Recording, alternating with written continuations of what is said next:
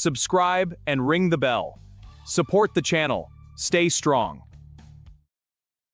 Hey guys, Paul here. Welcome after a considerable delay to episode 4 of Repairing the Manosphere.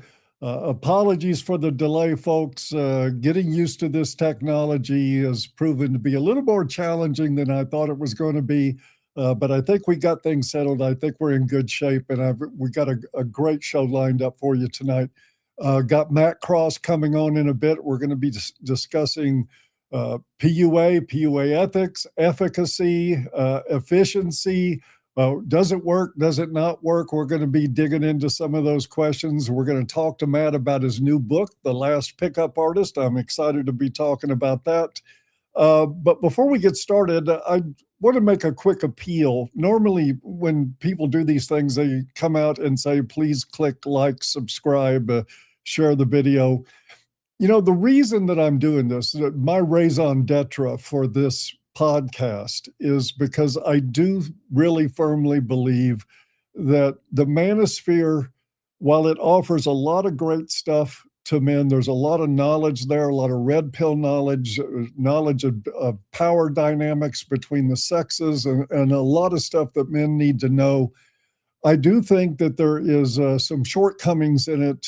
I think most men want stable pair bonding in their life. I know that most men are going to pursue stable pair bonding in their life.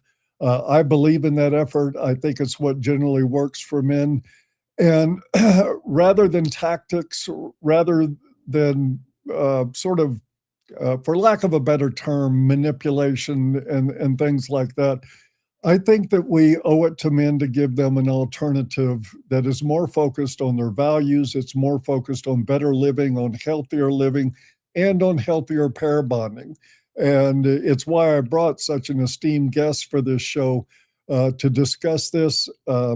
So if you would please, if you think men would like or deserve or need the kind of information that I'm putting out on this podcast, please do me a favor, give it a like, make a comment, share the video, sub to the channel, visit the Substack, do whatever.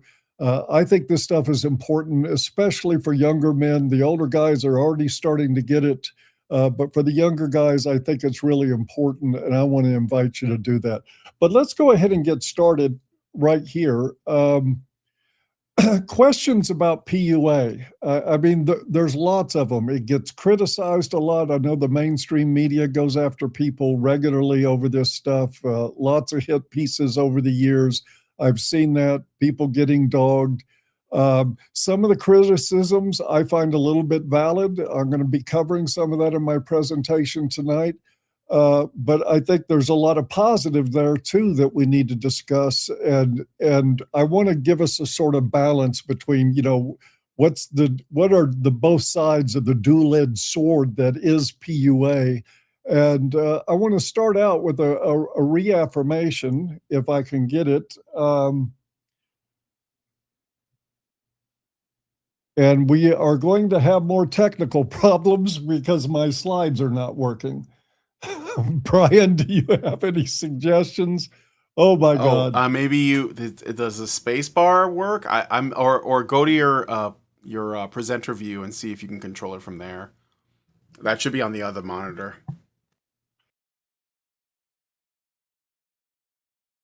Let's try this. No, it's working in the in the file itself, but nothing is happening. Can you click on that window and maybe it'll change from there? No, I will do some research and get back to you. Maybe you just keep talking. Okay, I'll keep talking. And folks, we're just going to leave this slide up for you to see. I can see the slides in my window, and I'll cover the information. The first thing we want to talk about is, honestly, that when we're talking about connecting with women, I think it's important to have a good understanding of what that connection is really driven toward. You've got sex on one hand, and you've got pair bonding on the other. And as I said, I mean, a lot of the research indicates that the sexual drive, the mating drive, that just physical act is actually part of a continuum of behavior that in humans is intended to lead toward a stable pair bond. And one of the things we know that may be true, a bit of supporting evidence, is that as a pair bond enters a secure state, libido goes down in both sexes. This is not coincidental. When people are seeking sex, and especially for the thirsty guys out there that are needing sex and are very needy about it, their testosterone levels spike, their urges spike, libido is way up. But when they form a pair bond, libido decreases. It doesn't mean they quit having sex. It means it's just not nearly as intense. It's not nearly as constant.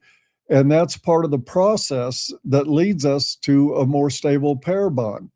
I wish you could see this chart here, but it's a source from the Cleveland Clinic, and it points out that testosterone levels in men reach their peak in early 20s and while they're seeking sex. That's when it's the highest. It goes up to 800 nanograms per nanograms per deciliter, and notably, it drops to about 500, which is a normal baseline for men once they're about 25 and 2 years into a healthy pair bond. And so again, it just sort of support for the fact that the libido drops. We had an article here from the Toronto Sun that talking about men who visit professional women and pay them for cuddling and companionship. And shockingly, and I'll put the link later in the description area for you to the article, 30 to 40% of men who visit professional women end up doing this. They are seeking something other than sex. They're seeking connection, companionship, intimacy, all the things that most guys want in their lives when they think of having women in their lives other than just the sexual act itself. But I think it's remarkable that guys that go to professional women in order to basically buy sex from them, many of them, once they become familiar with that particular working girl, end up going there, like I said, 30 to 40% of them, and saying, I just want you to spend time with me. I just want to hold hands or lay down together or cuddle or something like that. Quite interesting behavior for the sex that is supposedly only has one thing on their mind. But that takes us into some of the questions I want to ask. And these are Matt's listening right now. We're bringing him out in just a few minutes. As a matter of fact, I'm going to run this presentation a little bit short tonight because Matt has waited so patiently to be here. But one point is this, is that as far as the benefits to PUA tactics, is that PUA can teach men to improve communication skills. And I don't doubt that that's 100% true. Cold approaching, interacting with women, teaching men how to talk. And this is one of the things we have an issue with in our currently fatherless society, is that young men right now, their communication skills are awful. And it's not because they're awful at communication by nature. Generally, men are very good at communication, but they haven't had role models to teach them communication. Most of their communication in their young lives have been with women, where they're not going to learn much about communication either, at least not as males understand the concept. So I think the tactics and techniques that are taught by PUAs are very beneficial just for helping young men acquire communication skills. Now, the counter to that, though, however, is that communication becomes scripted, artificial, or deceptive when the goal is control rather than connection. Now, I realize that there's a whole lot of difference in who's teaching what, where people are learning, and what their motivations are. If they come into it with the motivation that they just want control, enough control to get sex, that's probably what they're going to learn. But if they're coming into it looking for communication in order to achieve a healthy pair bond with a woman, how many PUAs teach these points? about communication. And my general impression is that in the PUA community, that kind of information is lacking. Young men aren't getting a lot of it, and I don't think that part is very helpful. Now, Matt may correct me on this, and he's welcome to correct me on any of these points when we get to the discussion. But that's the point I wanted to bring up first.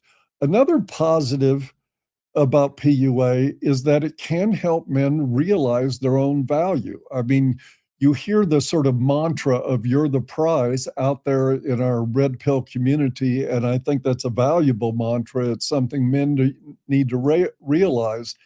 And acquiring sex, appealing to women, getting their validation certainly can enhance a man's sense of value. But here's the problem, and it's one of the ones I've been talking about a long time. Female approval is often confused with self-value.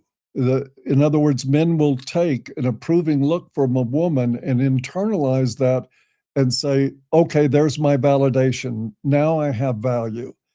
But the thing is that when that approval is removed, if the woman goes away, if she ghosts you, she breaks up with you or whatever, then the validation is all gone and there can be an identity crash. And believe me, I've talked to hundreds of men whose major problem after a breakup is that they had no idea what to do with their lives. They didn't even know who they were. Everything had been robbed from them because they put all of their emotional eggs in that basket. And the techniques, I don't believe, help them very much.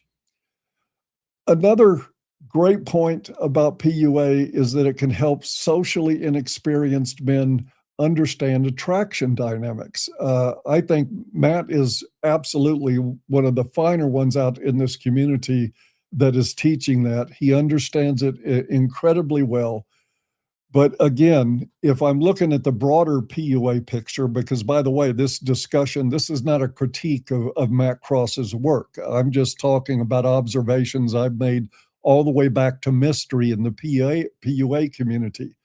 The counterpoint to the understanding attraction dynamics is that attraction can be reduced to formulas, tactics, or hacks, which can blind you to individual character and compatibility. And I don't think this is a small point at all. I think this is actually quite significant. Almost all, and I'm going to say all, the men I talk to who are coming out of troubled relationships got there by ignoring red flags. And so I have to wonder, again, generally in the PUA community with what they're teaching, is that does it blind men? Are they so focused on seeking the approval, the score, the win, whatever, that how shall I say this? It blinds them to any of the other very important factors that you need to consider before you even get physically involved with a woman. Is she a borderline? Might be a good question to be able to answer before you sleep with a woman. Because as you know, one round with a borderline, I've talked to just incredible amounts of men, and the conversation started, well, I got tangled up with this crazy broad. And then it turned into a train wreck, and here they are talking to me about trying to undo the damage that comes into their lives from it. Again, I'm not blaming PUA for this. This is not a blame game for that. But what I am saying is that men are already predisposed to ignoring red flags. The whole romantic ethic, the idea of finding validation in a woman's eyes and her approval and whether or not she's willing to give you sexual access. Men are already so blind by that pursuit that they ignore red flags left and right. And I wish I saw a little more in the PUA community about this subject. Another point, very good aspect of PUA is that it can be a doorway into broader masculine self-development. And that is absolutely true. I see guys of the PUA ethos online all the time. They're talking about working out. They're talking about getting better cars, better clothes, taking care of themselves, pursuing their own interests. That is masculine self-exploration and development, and I don't think it should be discounted at all. That's another asset I think the PUA ethic brings into this discussion, but it can also trap men into a narrow worldview where sex, validation, and dominance become the center of life. And that brings up moral challenges, and we're going to be talking more about that aspect of this in the days ahead in this podcast. But where is the morality in this ethic? If it's just about control and dominance, what about compatibility? What about long-term plans for a relationship? Do you really want to spend your life on a hamster wheel, controlling somebody's level of attraction, playing them, tossing negs, things like that, in order to maintain their interest? It's a bit of a hamster wheel, and we have to acknowledge, I think, if we're going to be fair, that a lot of this is emulating dark triad stuff.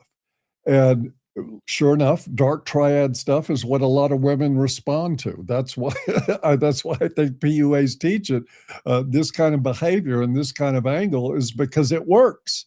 It works out just fine for scoring women. How does it work for relationships over the long term? What does it do to the possibility for intimacy or secure attachment? Is your attachment secure if your game is manipulation and control and dominance? It's questions that need to be asked. I'm here to ask them. That's kind of why I'm here. And finally, on the positives, I want to say that PUA tactics work. I send guys, depending on their age, where they're at in life, and what they're doing, I send guys to 33 Secrets because I think it's got great information. And for guys that have been sexually isolated, who don't feel confident, who don't think they can score with women, and who are yearning for that, this stuff actually works. Part of the counterpoint that I'm making here, though, is that yearning isn't just about sex. And every bit of research I've come across, all my discussions with Peter Wright, who's been digging into this, a shout out to Peter on that. Men are wired for secure pair bonding if they can find it.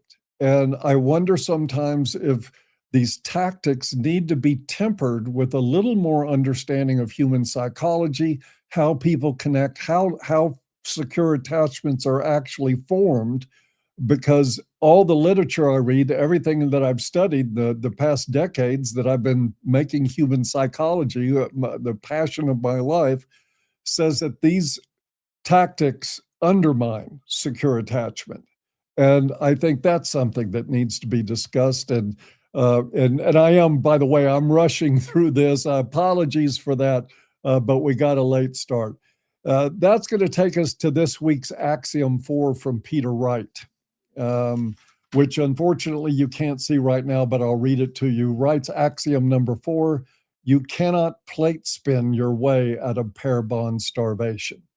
And I think it's important to note what he means by pair bond starvation, that a lot of this frenetic activity to change women isn't just men trying to get laid. It's men who are starving for that programmed pair bonding instinct that humans have. It's why every human society that has ever existed has been built and structured around the human pair bond, whether it's marriage or other sorts of pair bonding, doesn't matter. All of it has been structured around that. That tends to be what men are going for. And Peter wants to add to this: sexual neediness is often mistaken for a simple hunger for sex. In reality, it's often a symptom of a bonding system stuck in permanent search mode. When a secure pair bond forms, the restless drive in a man to seek, pursue, and prove himself tends to subside. But when that bond is absent, threatened, or perpetually deferred in pursuit of sexual variety, desire can become a chronic and compulsive neediness. More sexual novelty tends to further intensify the search, but it doesn't necessarily satisfy the deeper need. What appears to be a craving for sex is often just the unresolved hunger for a secure human bond. The challenge, however, is that finding an increasingly rare woman capable of sustaining a companionate bond is no easy task. And I don't even know what I could add to that. I think Peter said it quite well. And it plays into this discussion about especially what we're teaching younger men about this whole pursuit of women thing. And that leads me finally to what I'm calling the second pillar of the non-romantic life. And that is begin a program of ruthless vetting. However good you get, I believe, at PUA tactics and techniques, if you've got women lined up all week, you've got dates scheduled in advance, and you just can't keep up with all the women, that's great. Are you vetting them? Are you trying to weed out women that are going to bring promises in your life, problems into your life? You know, if PUA tactics work, and I'm asserting they absolutely do, that would seem to me to increase the need for more vetting, for more qualification. It would enable you to have more of an opportunity to choose. If you've got 5 women lined up, you take the one that presents the least red flags and check that one out. Unfortunately, I don't see a lot of this in PUA material. And with that, I just want to roll into the discussion. I want to welcome Matt to the show. If we can get him in. Yeah, Matt's here. You can bring him up on your screen. And... Welcome, welcome, Matt. How are you doing? Hey, what's going on, Paul? Doing well, man. I guess the first thing I'd like to ask you is, can you just give me some of your thoughts about what you just heard? And I guess the fundamental question is, does the PUA community, the sort of gurus out there, of which you're a very prominent one, is that community doing enough with the idea of discernment in men about who they connect to? Yeah, I almost feel like I want to back up a bit, because there's, at this point, I mean, the PUA community is a ghost town, right? So there's really not many of us left, to be honest. I know Mystery came back in and started teaching again recently, because I follow him on IG, and I mean, there's just there's just so much here that, like, I mean, if we could go back even as far back as to the beginning of all this, because there's so much history with the PUA community. But I mean, right now it's just pretty non-existent. And so when I decided to write my book, The Last Pickup Artist, I really mean that. I mean, it's just that I feel like I'm the last one out there, and and I've never been down with the canned openers and the rehearse lines and all this. I've never actually taught that way, and I always have to correct guys, because usually when guys hear the word pickup artist, they automatically kind of think of like Mystery Method or Neil Strauss, The Game. Right. That era of pickup was probably tainted the PUA community the most, although it did. It was the reason for a lot of the popularity as well. But yeah, that is something that I just never really taught. I mean, I feel like at this point, I'm the oldest running pickup artist that is still active, because I started 10 years before even the emergence of all these forums and these PUA forums. I mean, I remember the very first one was Alt-Fast Deduction in 1998, where people started posting their infield stories, and that's where I first saw Mystery. And this is like 5 years before he had almost like 6 years before he had the TV show. But I was already going to clubs when I was 17. So I started sneaking into nightclubs when I was in high school. I was like a senior in high school. And back then we used to have these paper IDs for driver's license. So they were very easy to fake. And so I was able to get in clubs. And so I started 10 years before this community even took off. So By the time that the whole Mystery thing rolled around, I had already become aware that the canned openers and the rehearse lines were not something that were very effective. Although at that time they did work, and the reason why they did work was because women were a lot nicer. So you could come up with a canned opener and some sort of like DHD and some sort of like storytelling. I think one of the things that Mystery Method used to use was you brush or floss. I mean, it was so stupid, right? It's so stupid. It will work. It worked, because women were. This is before dating apps and social media and all that really took over. Whereas you do that now, she will laugh her ass off. I mean, she will she will completely just tear you apart. So yeah, I mean, the game's changed a whole lot. The game's changed a whole lot. Yeah, I noticed that in the 90s myself. I went through a phase before I ever heard PUA. I wasn't even on the internet at the time, but I started watching guys who had success with women and began emulating what they did. And during that time, you could walk up to a woman in a bar and just start talking about anything. It didn't even matter exactly what it was. And in most cases, you wouldn't get, eye rolls or anything like that. You might get some nice conversation, might spend some time with somebody. But the population of women has changed drastically. How has that impacted what you do? Well, when I first started, and we were already, believe it or not, as far back, I started in 1989. That's how old I am. I started going to clubs in 1989. So me and my friends were already using the term pickup artist way back when, because that was taken from a 1987 movie with Robert Downey Jr.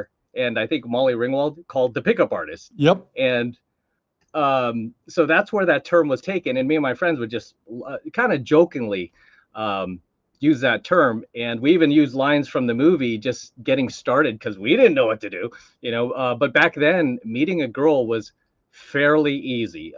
If you just had the balls to walk up to a woman and just say hi or introduce yourself, that was enough. I mean, that women were back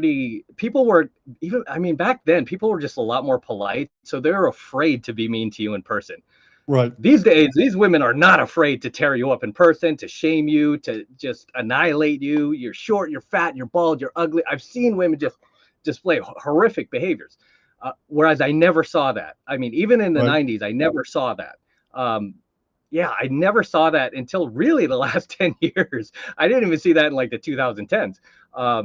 However, back then, in the late 80s and 90s, even just getting a girl's phone number, that would lead to her becoming your girlfriend. I mean, that meant something back then. Like if you got a girl's phone number back in the day, that was like gold. I mean, your friends would be like, no way, you got her number? What? Because back then it meant that, okay, you're going to start dating her. She's going to become your girlfriend. And these days a number is nothing. I mean, even we used to call it getting the digits, and it did mean something. But half the time now, I think men are getting phone numbers that aren't even real if they get them at all. Yeah. And a lot of times girls don't even want to give out their number. They're just like, follow me on social media or whatever. And that's the new currency that, I'm teaching is just, I mean, personally, it's very rare I'll even ask for the girl's number at first. I'll just say, let me just follow me on social media or whatever.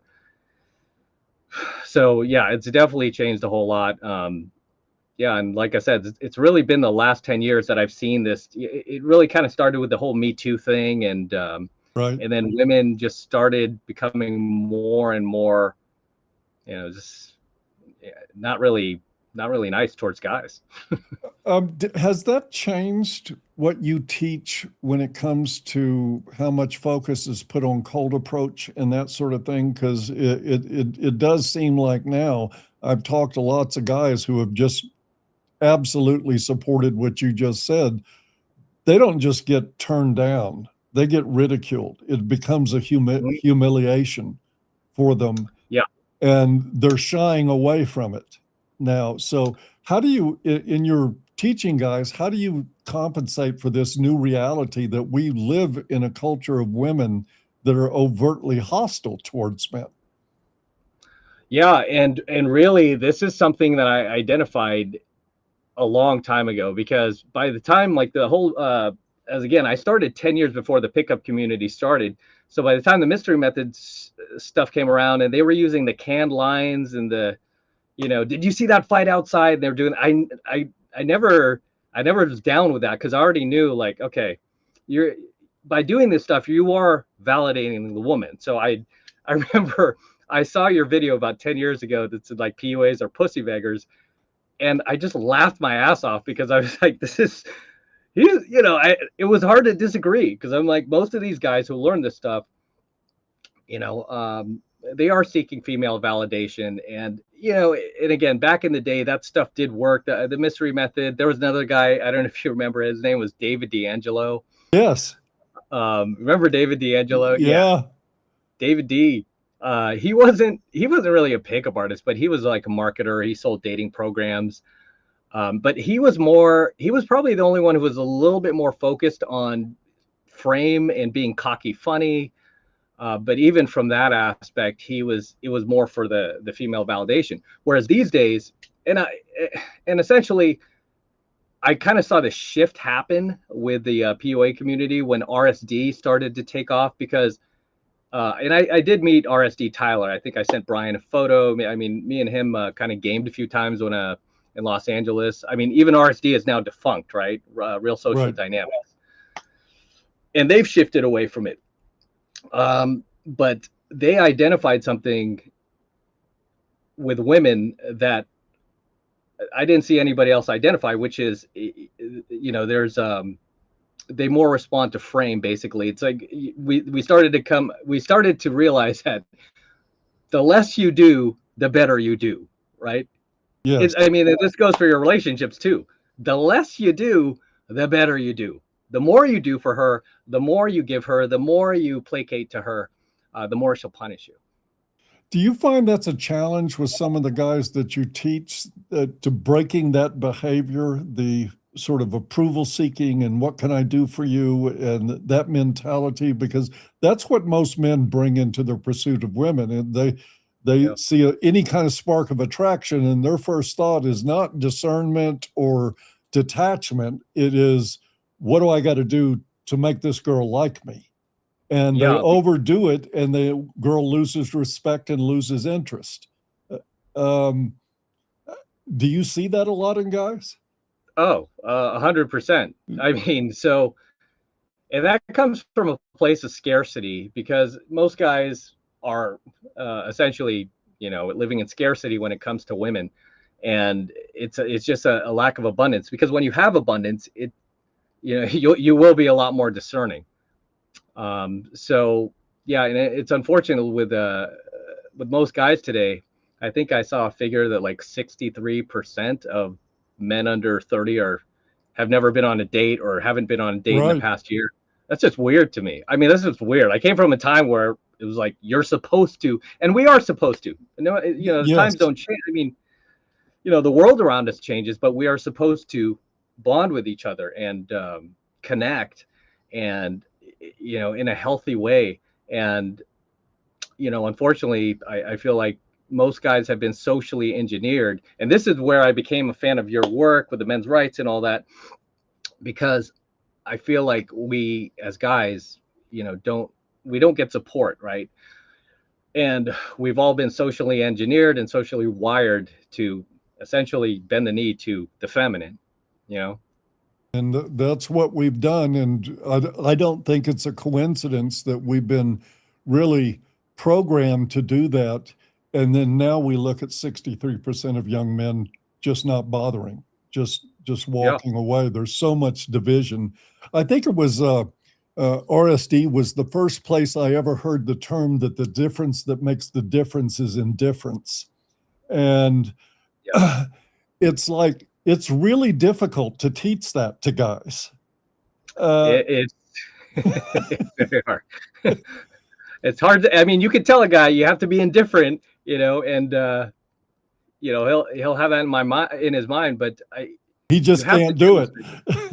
Yeah, you can't. I mean, back in the day, like, I know Mystery had a thing with fake it till you make it, and it worked. However, it does not work anymore. Now, I mean, women can sniff just incongruence in you a mile away, especially your relationship. I mean, I would say more than half of the guys who find my channel, find my work, get in my programs are coming from divorces and, long-term breakups from a long-term relationship. And, it's always the same story. The guy lost his frame, he weakened, he needed the girl more than she needed him. He basically sunk into scarcity, and he Right. forgot, that he has options. And that's the one thing that is probably a superpower with most women is they want to see pre-selection. They want to see that you have social proof that other women Yep. want you. Yeah, I mean, I'm wondering what you think has actually happened with women over the past 20 or 30 years. I mean, you've been at this deal for a very long time, but you're right in that women now, if you've got any hint of thirst in you, they can spot it from all the way across the room, one look at you. And I mean, you don't have to say anything, do anything. It is like they have this newly refined radar that if a guy's thirsty, they're going to spot it and reject him. And they didn't have that in my day and in the 80s and 90s. I didn't see so much of that, but you can sure see it now. What are women coming to your material and figuring it out? I wonder what's happening here. Oh man. Yeah, yeah, it's just something that you just can't fake, and I've always said, like, when it comes to picking up a really beautiful woman, like a 9 or 10, we call them a dime piece in the pickup community. The biggest thing that after all my years of training is the thing that gets her attracted to you is just, and this is going to sound so simple.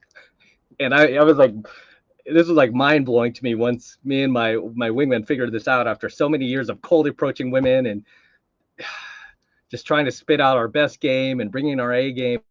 The thing that finally worked, that works consistently and almost just flawlessly, is your ability to act normal and be yourself in the presence of her without wanting anything or needing anything or communicating like, oh, I need your approval. I need your approval.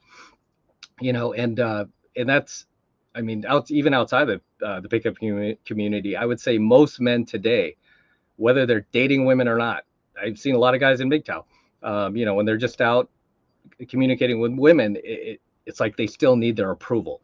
And that's something that, in 2026, Yeah, it's not a good thing. And I've been saying this for years with guys that, in terms of exposing yourself socially, which is one way to meet people is just to get into social groups and interact with them. You are much better off interacting with women as though they're men. Treat them the same way, which is, if they're not interesting, you walk out, all kinds of things. But men go into this instant. So, I mean, we're living in such I don't think it's sex starvation. I think it's pair bond starvation that we're living with, particularly in younger men. That stuff builds up inside a guy so much that the idea of, I mean, what you just said was go interact with them and pretend to be normal. It's like, because once they get in the presence of a woman, a different mode kicks in. The thirst starts showing, the appeasement's there, the placating, the approval seeking, all of it comes out, and it totally turns women off for the most part. Yeah. And for the women that it does turn on, they're trouble.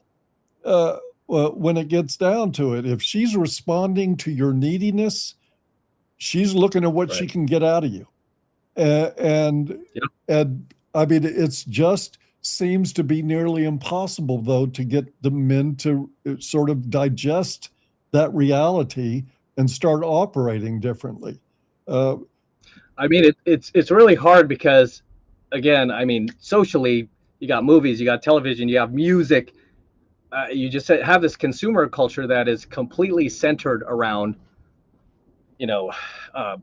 constantly just putting women on a pedestal, and this is, I think the first step to this, and I've done this myself, is I just don't watch movies anymore. I don't pay for movies. I don't go to movie theaters.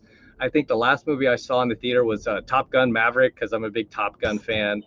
And I haven't seen a movie since. And every woman I date is always trying to drag me to a movie. And I'm like, no, just go with your friends. It's just not my thing, because I don't want to get brainwashed. I don't want any seeds planted in my head. I mean, most movies today are just nothing but propaganda machines. Yes, they are. They feed the romantic narrative, that's for sure, and the women's supremacy narrative. You get hammered with that. That's why Star Wars is flopping, and all kinds of other stuff. People just are walking away from that as well. I want to talk a little bit, if we can, about your book. The Last Pickup Artist by Matt Cross. There is a link to pre-order below. I'm excited about it. I'm looking forward to getting my signed copy. Can you tell us a little bit about it and what the intent was of this? I mean, that's a provocative title. Yeah. And I meant it. I mean, the title is just easy to come up with. I was like, and this is the first book I'm writing. Guys have asked me for years, write a book, write an autobiography. And I'm like, well, I'm still active in this game. It's not usually you write the book after you retire. And that's another thing. I never imagined when I started doing this, in the 80s and 90s, even the 2000s, that I would still be here in 2026 and pretty much the only, one of the last ones teaching this stuff. As much criticism as I get from both sides, because I'm probably the only PUA out there that has taught from a red pill perspective, and the reason why is because I cannot deny what I've seen in field. I cannot deny the behaviors that are, sometimes detestable, that I've seen from women, that I feel like it's my responsibility to warn guys about, and because half of the guys that find my work and, get in my programs, that have come on my boot camps, are coming from divorce, or they're divorce raped, or, long-term relationships where the woman cheated on them, or she monkey branched. I've seen it all. And it, it's like one of those things where, you become almost like a whistleblower for female nature, Well, I mean, I don't think that's far from the truth. Right. I don't, go ahead. Sorry. No, I was just going to say, if guys look at my actual channel, the 33 Secrets, and you go to my very first few years of videos, even my very first upload, it's not, oh, use this neg, try this gambit on the woman. No, it's, I think it was women abuse power. Never give a woman power. She will abuse it. They're wired to abuse it. Then another one was never take her back after she cheats. I mean, it was pretty red pill, even when I started, because at that point, and this was now, I guess, 14 years ago, I was well versed in female nature, and still, even back then, women were a lot nicer, but I could not ignore the patterns, and I felt like, okay, if I start my channel, I gotta warn guys what you're jumping into. I mean, I just gotta warn you, okay, because when we go out together, I've seen guys get destroyed. I don't like it when I see students get destroyed by women, and a lot of times I have to jump in there and try to socially annihilate her myself, because I'm like, yeah, don't. When women see blood in the water, man, oh my gosh, you see some really, really toxic behaviors. And I always tell guys, from coaching thousands of guys out of the relationship, I've learned you don't know the person you're dating until the relationship's ending. Then you see the behaviors come out. Yep, the woman you marry is not the same woman you divorce. That's right. The way that stuff goes. Gosh, I mean, I get guys that tell me sometimes that, man, I'm looking at women out there and I just don't want to bother. It's just too much work, too many job interviews, too much hassle, too much judgment, too much ghosting, too many women with outrageous expectations of what a man's supposed to bring to some kind of pair bond. And we see this in guys walking away from, I think MGTOW right now is it's quieter than it used to be, but I think it's more popular. than it's ever been. Do you have any words for guys that say, look, I've looked at what's available out there and I would rather, secure the services of a professional than deal with these women? Yeah, I get that. And I've always said to guys that you cannot, I mean, the way I look at women, I hate to say it like this, but it's almost like junk food, right? Because I mean, we do have to, we were here put on this earth to bond with each other, to build relationships, to populate the earth. And so I'm not for completely just going hardcore, no more women. And, I mean, because even those guys I've met, when we're around women, they still want the woman. I have not met and I've met some hardcore MGTOW in my time. When we're out and they're like, let me buy you a drink. I don't want women. Don't believe, you don't need to teach me anything. Still, when there's a woman around, I'm like, okay. You can see the behavioral change. You can see the difference in posture. Even with just the bartender, even with the waitress, I could say, I'm like, yeah, you say you don't want women, but you do, We're wired to. And there's no getting away from that. This is why you see some of the prominent MGTOWs of the past are now either married or in relationships, because that's where we end up. And all my wingmen are gone. I mean, I lost all my wingmen to they all got married and stuff. And it's true. Every single wingman of mine is married, and then their wives have been even though we've maintained connection, their wives usually I don't feel comfortable with you having a relationship with them anymore, with Matt. So they didn't marry well. Exactly. Yeah, exactly. I mean, it's so true. They married into gynocentric control. Now I'm going to pick your friends for you and who you can associate with. And it's another reason that men are walking away. But we're still, I think, trapped by our own biology into the fact that we're going to seek to pair bond. And it doesn't matter how bad women are out there. So the way I look at it, what I teach students is you got to look at women, and this was my previous point before I got carried away. You kind of almost have to look at it like junk food, right? I mean, personally, I eat clean pretty much 5-6 days out of the week, but there'll be that one day where I want to have a plate of nachos, or I just want to have some pizza or burrito or French fries, something bad, something greasy, something not good for me.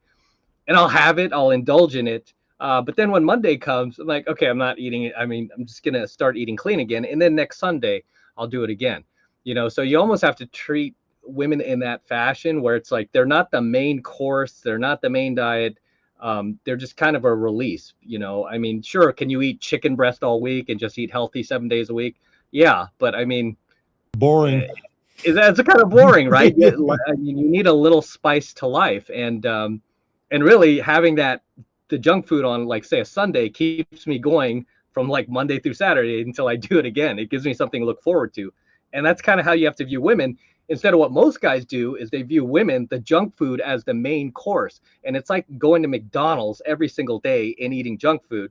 And I think it was Morgan Spurlock did a video, he did a documentary eating McDonald's for 30 days straight. Supersize me. Ruined his health. So that's basically how you'll end up kind of mentally and emotionally if you kind of, make women your main diet and you gorge on women. It's like going to McDonald's every single day for breakfast, lunch, and dinner. By the end of 30 days, you're just a wreck. I think one of the things that happens in our entire red pill community, no matter what faction we're talking about, is it's easy to develop a mentality that there are no decent women. They simply don't exist. And I think mathematically speaking, on a planet with 7 billion people, that's probably not true. I found a good woman to be with in my life. I know other guys who have. There are definitely good women out there, but I'm not saying it's easy to find them. They're rare. And this is why I prescribed in one of my pillars for non-romantic living is to have a mechanism within yourself to reject them quickly. If you don't spend 6 months figuring out that this woman is crazy, and it doesn't take 6 months, it doesn't even take 6 weeks. If you're conscious and observant and you apply the knowledge, you spot crazy women very quickly. They have no incentive to hide it whatsoever. As a matter of fact, their incentives are to display it and expect you to work Yeah. around it. So I think part of the solution here is for men to really be able to cultivate a sense of discernment about women and reject it. What I found in my life was that rejecting women continually when they showed these signs that I didn't want anything to do with actually built up my confidence more than getting sex out of them. Because you're training yourself in self-respect, and that's probably the biggest key to all this. To building frame is you have to have self-respect. And how do you have self-respect if a woman is picking your friends for you? I see that whole thing it's not compatible. And then those guys end up talking to me after the train wreck of family court comes and everything else that goes wrong. So do you have suggestions for men on how you get through if you're active in exposing yourself socially and getting around women and leaving yourself open to the possibility of pair bonding, but without all the neediness and the desire to appease women and appeal to them? How do you get through the masses of unsuitables and up your odds of actually meeting a woman that you might be able to create something with? Yeah, I mean, it really depends where you meet her. First of all, I mean, obviously, you don't want to meet your girlfriend in a bar or a club, and or a church, honestly, and even then, you have to be. I mean, that's just a whole separate discussion on the blue pill conservative tradcons and all that. But we could get into that in a bit. But I mean, over the last 37 years, I probably approached closing in or more. I lost count a long time ago, maybe 10,000 women. I mean, it's insane. Whether it was just a quick hello or hi, even if there was she wasn't interested there, I count all this. And these days, I mean, for a long time now, I don't look at personalities. I look at patterns, because one thing I see play out with these women is just no matter what they tell you. This is why I always tell guys, do not listen to what she says. I mean, most women, if you ask them what they want in the guy, compare that to the guys they actually date. I guarantee it's always the exact opposite. She'll, if a woman tells you she wants a guy who's emotionally available, a guy who shows up, a guy who's a good provider, protector, look at the dudes who actually she dated and she was obsessed with. The bad boys, the broke guys, the losers, the guys who had 5 situationships on the side behind her back. Those are the guys that the women unfortunately go for. So I don't look at personalities. I look at patterns. And one thing I identified, and this has gotten me a lot of trouble with YouTube, is because again, I teach pickup and how to cold approach women from a red pill perspective. I'm not going to just send guys to the wolves and go, ask her if she brushes or flosses. I mean, I'm not going to send them out there, with some, nothing against mystery. I like him, but with some canned opener or anything like that, because they'll get annihilated. But one thing that's gotten me in a lot of hot water with YouTube is the fact that I identified a pattern specifically with women over 30. And on my channel, we have a joke about these women. We call them DG, which stands for damaged goods. Yep. Because overwhelmingly, and I'm not saying all, I never use the word all. I get in a lot of trouble for that. I never say all. I'm just saying like most. Like when I say most, I would say about 98 to 99%. That's a lot. Okay, sure, that maybe in that 1% there's an anomaly that for whatever reason she's not damaged. Fine, she's a virgin. But 98, 99% of these women are damaged. And I think we talked about it on Shaw's podcast, where I started to dive deep into the psychology of these women, because I mean, I love cold approach. I love pickup. I've been doing it all my life. And I just decided, at this point, I mean, I've approached so many women. I started looking into the psychology of the pattern behind this over a decade ago. And what I've noticed with women over 30, and this is why I do so many videos about women over 30 being damaged. And if you are going to date a woman over 30, beware, that she is likely an avoidant. And a lot of guys don't even know what that is. Like, what? So there are 3 attachment styles. And we talked about this, I think, on Shaw's podcast. Yes, we did. Yeah. So when you meet a woman, you will quickly notice that, you know, or if you talk to enough women or date enough women, you'll notice that there are 3 very distinct attachment styles that women have. It's either secure, which is the rarest one, by the way. And I praised you for that on Shaw's podcast. You found a secure woman because now you've been with her over 2 decades. There's a secure woman, there's the anxious woman, and then there's the avoidant woman. And the avoidant woman is going to be, hands down, the majority of women you meet over 30. And the problem with the women who are avoidant is no matter what they tell you to your face, and they say, you know, I just want a good guy. I've had bad luck in dating. I just want a nice guy who'll take care of me, who'll love me, who's kind, generous, protective. You go exhibit those behaviors that she's looking for, and she will completely just exploit you and take full advantage of you. And that's the thing. That's a reason too that I continue to teach this stuff, because at this point, I've done really well. I admit, I mean, a lot of pickup artists got rich back in the day. I was one of them, you know, and at this point, I feel like it's almost like my duty to just keep warning guys, because it sickens me when I see guys just blindly go out in the dating market and date these 30-year-old women. I'm not saying there's anything wrong with it, but if you're going to date women over 30, especially over 40, 50, a lot of guys are on these dating apps. Those things are crawling with avoidant women. And again, you should do your own research on avoidant patterns. But these women do not respect good men. They do not respect men with jobs. They do not respect men who treat them like ladies. They do not respect men who are emotionally available, you know, like they cry about on their profiles. What they respect are guys who are distant, guys who are who have multiple women on the side, guys who don't need them, guys who, you know, basically just, use them for sex. I mean, it's really sad, but I just see so many guys get taken advantage of because they meet these women on apps or whatnot, or through work.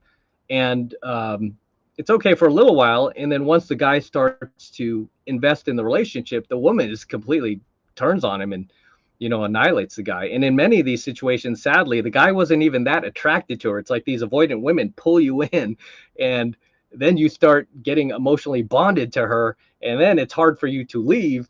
And then now she really it's like her having you in a prison cell and just torturing you daily, like mentally and emotionally. Guys are just getting so abused. It sickens me, psychologically abused by these women, you know. And so and I think at the core of that with avoidant women is that it puts the man perpetually in the role of pursuer, the most powerless position you can be in a relationship. If you're constantly chasing somebody, you're with an avoidant woman.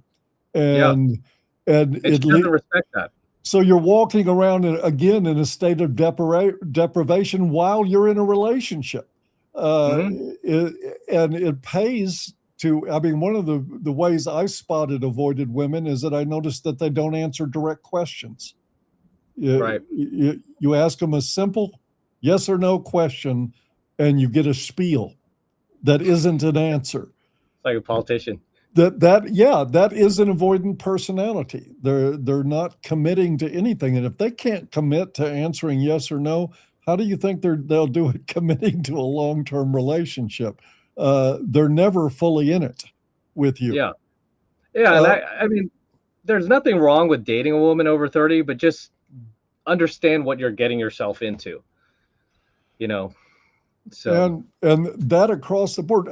I'm just curious, what do you think of dating apps in general? I mean, personally, and this is another reason I continue to teach cold approach. It's literally a lost art form these days. It's so crazy to me that like 15 years ago, back in the late 2000s, like the height of the PUA community, 2008, 2009, even into the 2010s, guys had, because I'm consistently in these venues, guys back then had way better game than they do in 2026. Like guys from 2006 could like run amok on guys in 2026 because guys today are just so like neutered, They're so afraid of just being a man or just feeling good in their own body. They're just almost like prisoners, just like walking around. It's like virtual prisoners, and it's so sad to see. It's been that way. It's been that way, and it's worsening. Yeah. Unfortunately, a lot of young men that I see, zero social skills, zero confidence, zero. I mean, talking cold approach to them is like saying you need to take a pair of pliers and pull out your eye tooth Oh my with it, gosh. Yeah.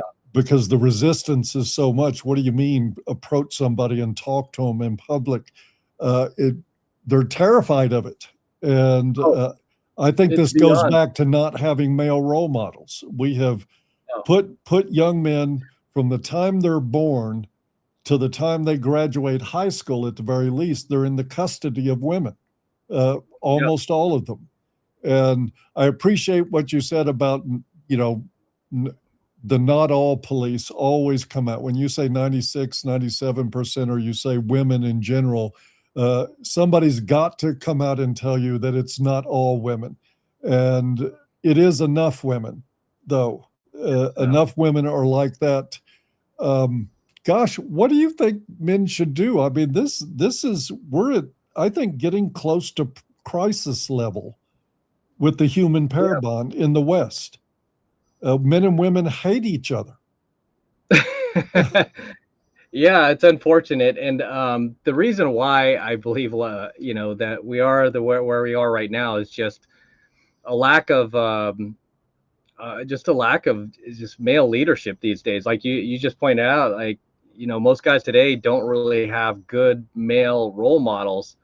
A lot of guys today are being raised by single mothers. That's another thing I've noticed, and even the role models they have out there. I mean, I can't imagine growing up in this era right now, because my heroes growing up were like Evil Knievel. I mean, I used to love Evil Knievel, and Burt Reynolds and guys like that. Just masculine looking dudes. And we just don't have that these days. Everything's been watered down, and it's unfortunate. But you were asking about dating apps, and that's another thing that guys should be aware of. Is I think I saw a study that Bumble put out, or Tinder, or both. They said that 43% of the women on these apps have they really have no interest in going on any dates. They're just there to get attention or validation, or get a dopamine hit of a guy swiping on her, liking her, messaging her. I've done several videos on women breadcrumbing you from these dating apps, like basically sending you like a hi, and then you're like, oh, hey, how you doing? Blah, blah. And then she's not really asking about you. She's just using you as an audience to tell you about her day, share photos of her food. And it's like, whenever you try to steer the conversation towards, hey, when are we going to meet up? She either stops messaging, or she sends you more food photos. I always tell guys, block her immediately, right? She's basically using you for free attention validation. That's something I see a lot of women doing these days, especially with social media. I mean, this is just another one of the many reasons I can't stop teaching. I could easily retire right now. I just love teaching now, because I feel like, man, I'm the last guy doing this. One of the last, well, at least from a pickup artist point of view, because I've had a lot of experience cold approaching women. Well, thank God you're doing it. I just talked to somebody recently that was like on his third month of trying to get this girl on a dating app to commit to doing a video call with him. They had never met. God. And he was 3 months into it, and saying, I almost got her to agree. And then something came up and she couldn't do it. And I'm just like, man, when the writing's on the wall, I mean, and part of this frustration, I know the dating pool sucks for men now. It is absolutely awful. But when you spend 3 months trying to get somebody to do a video call, oh my God, you're disposing of any other opportunity you have during that time to talk to somebody that actually wants to meet you. But they do it out of desperation. Yeah, and this is a problem that I've seen with social media and dating apps, and how women's behavior has changed over the years. Because back in the day, like the 80s, 90s, you could pull a pretty good looking girlfriend. I mean, a lot of my friends were just kind of average, and we were pulling some very attractive women beyond our, beyond our own look scale. And I'm still able to do it today, but it's not the same way. Back then, again, all you had to do was just have the nuts to walk up to a girl, ask her for a phone.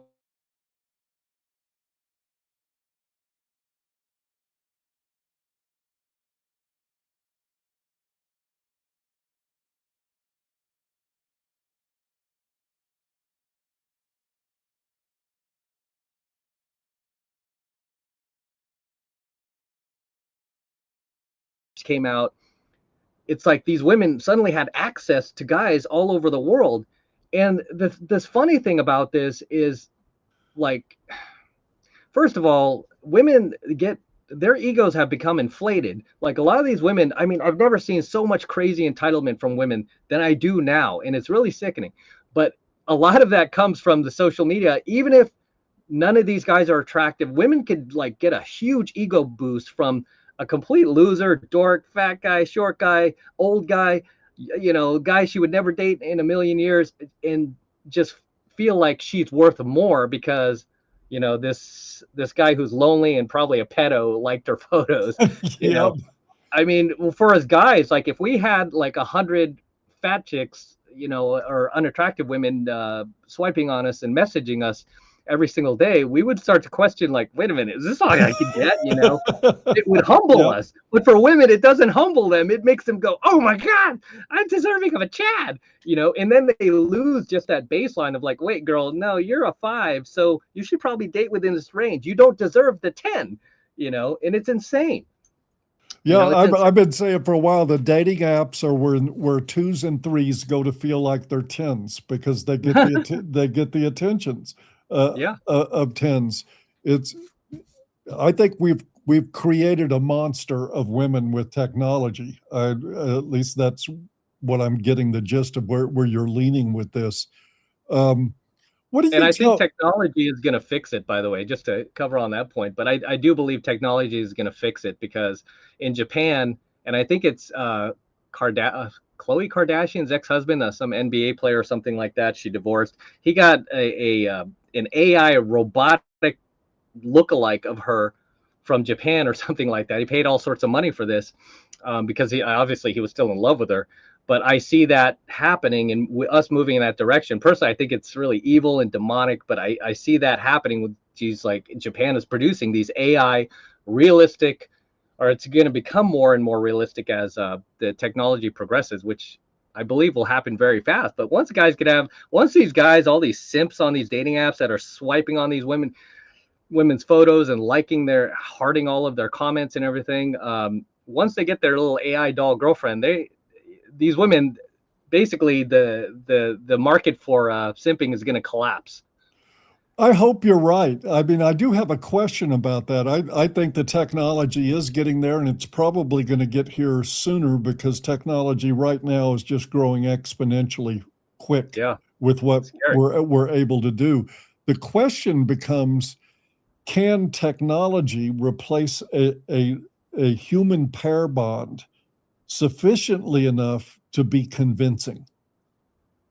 No. And I don't think it can. I don't know if it ever will. So what you'll end up with is guys that are, they're getting off, they're enjoying their AI companions, but they're still going to be pair bond starved. They're still going to be disconnected, and all the dysfunction that comes with that. I almost hate quoting people like Brad Wilcox and Jordan Peterson. I really don't like the work they do at all. Yeah. But they do have a point that men in pair bonds live longer and often better adjusted lives if they're in a healthy one. In a healthy one. Yes. And of course, there's the operative word. Yeah.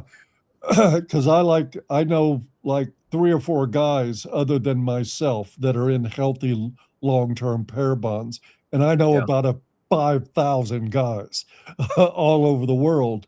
And I know enough to, fewer than I can count on one hand that are actually in a successful, healthy pair bond. Right. I wanted to go back to the attraction thing, especially about men. And this is not to challenge you, but obviously, I mean, you still got movie star good looks, so this works in your favor. What do you Yeah. tell guys that? I mean, look, I tell guys all the time, if you're 5'9" and you weigh 350 pounds, lose the weight. Right. Get it off of you. I mean, you're being rejected out of pathogen disgust, which is a Yeah. real thing. When people look at you and see you're not healthy, that works against attraction every time. But there are guys, average looks, average build, stuff like that, who basically don't get any attention from women at all. It's like they don't exist. And you're right. They turn down a guy like that who'd be great for a healthy, committed pair bond, and they want the guy that's 6 months behind on his Harley note, but he still looks good in leather, so that's the guy. So, Yeah. what do you say to men that feel like they're not able to compete as much as they would like to in the physical attraction department? What can they do?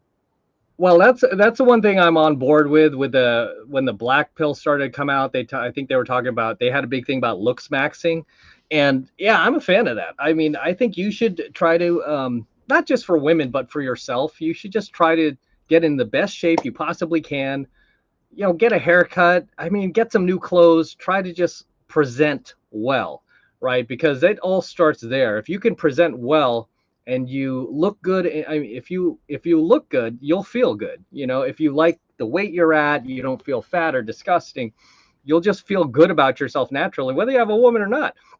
You know, yeah, I mean, personally, I just lost like 15 or 20 pounds the past couple of years. I started to put on weight after living the good life, and then I just finally took it off, and I'm like, man, I feel so much better now. I'll give a testimony to that. I right now I've lost a bunch of weight. I weigh what I did at I 21, noticed. and I love it. Yeah, I noticed, right? You feel good. Yep. So there's something to be said about that. But I am on board with the looks maxing. One thing that still works from the PUA community, that will always work, by the way, is the peacocking. That still works. I know other content creators, the very few that I've watched that are active with women, have dated a lot of women, have said the same thing, that women really respond to these male archetypes, whether you're the cowboy, you're the friggin' firefighter, you're the intellectual guy with the glasses on his friggin', MacBook.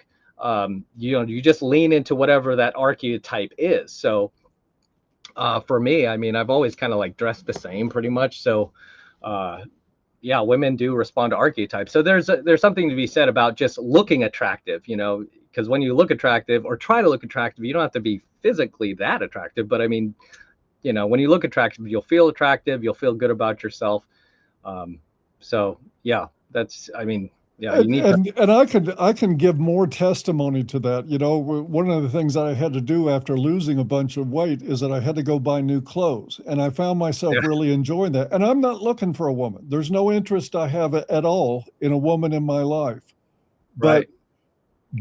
Getting dressed better, looking better, presenting better in public, that does a lot for confidence, even at my age. It's a great thing, and I wish more men that are complaining about not being able to attract women would put themselves in a position and say, well, what are you doing to be attractive? And yeah, a lot of guys won't ask themselves that either. I mean, it's kind of sad to me, because I've seen the evolution of what happened and where the manosphere started and where the manosphere is now. And one of my biggest haters, Rollo Tomasi, he just completely hates me. But even he admitted. I knew there was a reason I liked you. I know, I noticed that, man. We all have something in common. Same thing with Pearl. He hates Pearl. But anyway, beyond the point. The thing with the manosphere, even he pointed out, was that the manosphere started with the pickup community, like the emergence, right? And that's something that most people forget, is that they don't understand the history, especially the younger guys. They don't realize, like, as they make fun of PUAs and all this, cringy and all this scammers.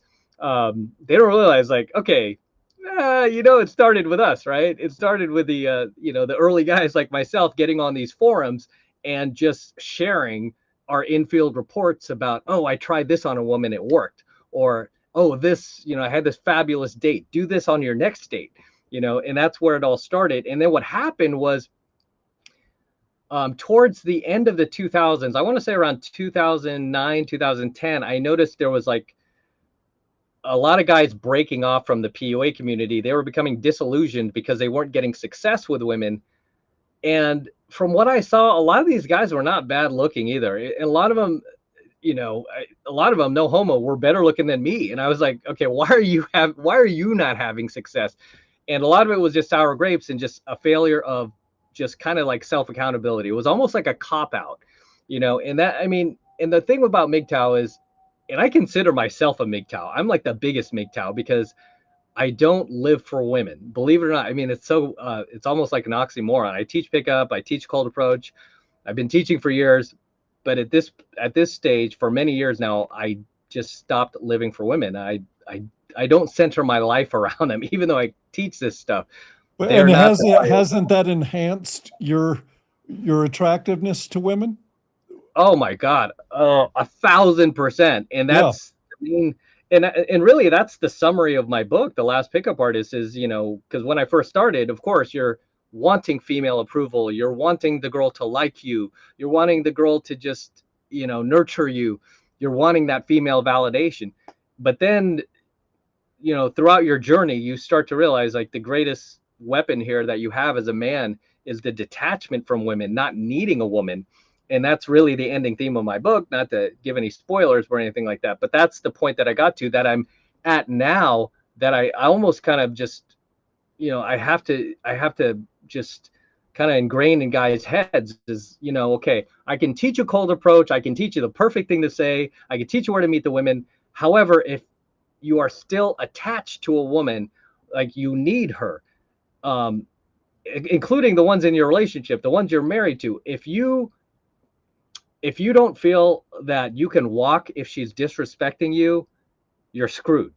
She will monkey branch. She will leave you. I will guarantee you that chick will leave you. She will start seeking validation outside of your relationship. A lot of these women, they don't leave the relationship overnight. They do something what I call drifting. They start slowly drifting out of the relationship. They stop seeking validation from you and start getting it from other guys, whether it's at work or on social media. And the guys don't even have to be attractive. Again, they could be ugly, dorks, losers, broke.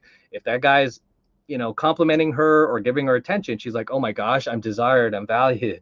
I don't need my Chad husband who's rich, who's taking care of me. I could get another one. And these women are so dumb. They will, like, leave the guy, the good guy, high value guy, and get back on the dating market and on the dating apps to basically become sperm buckets for guys who are going to use them for sex. It's so sad. It's so sad. And they end up, there's plenty of research to back it up about women post-divorce going below the poverty line, ending up in financial ruin when they had a perfectly good provider in their lives, and for the sake of their ego, right, their ego alone, they would rather the house burn down around them than change course. It's amazing to watch, but I see it all the time.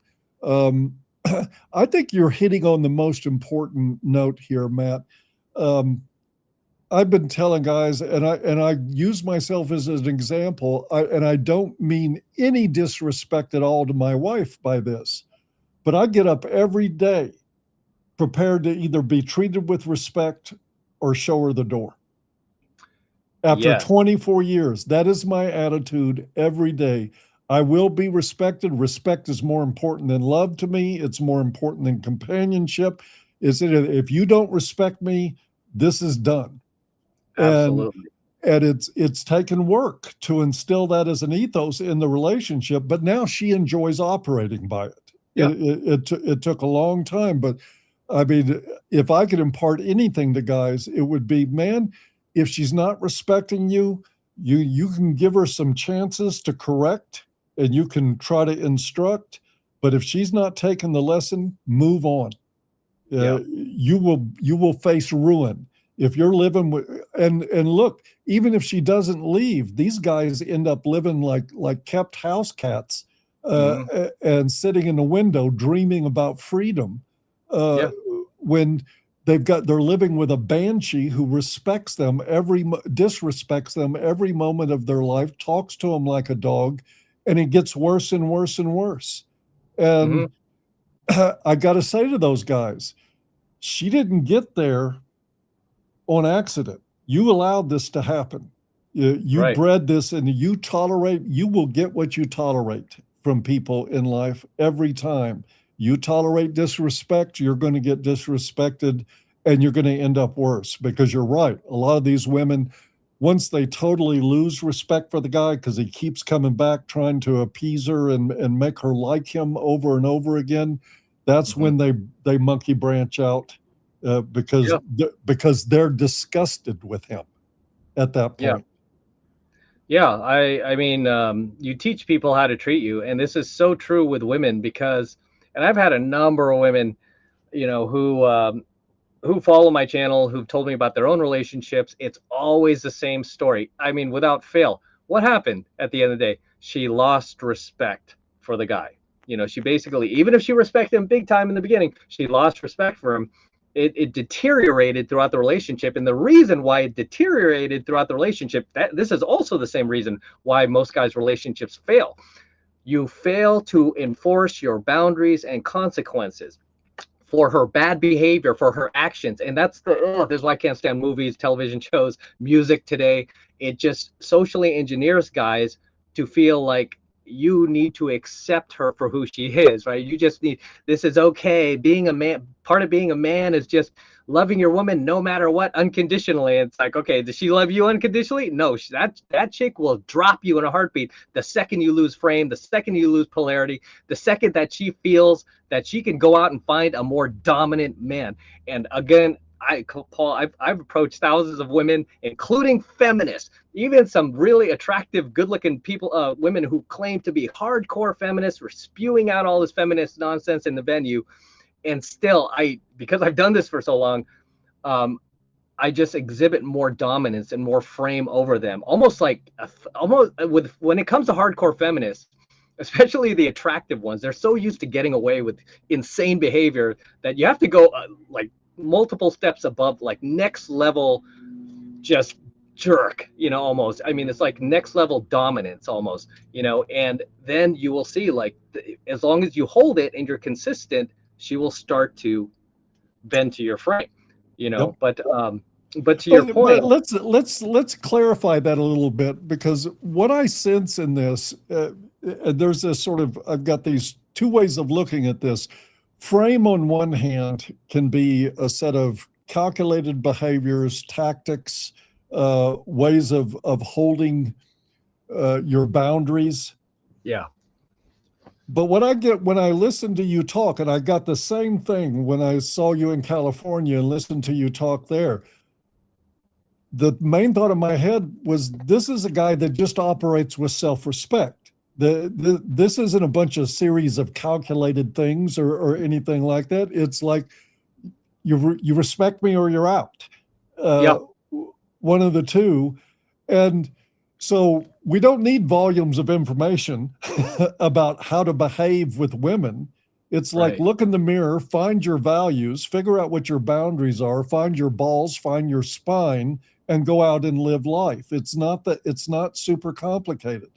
But it seems to be complicated because men think they need to surrender their self-respect in order to please women.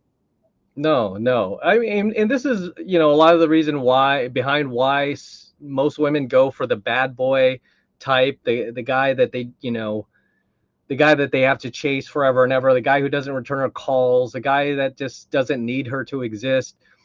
Is because he's demonstrating, you know, even in his narcissistic, unhealthy way, self-respect. I'm more important than you.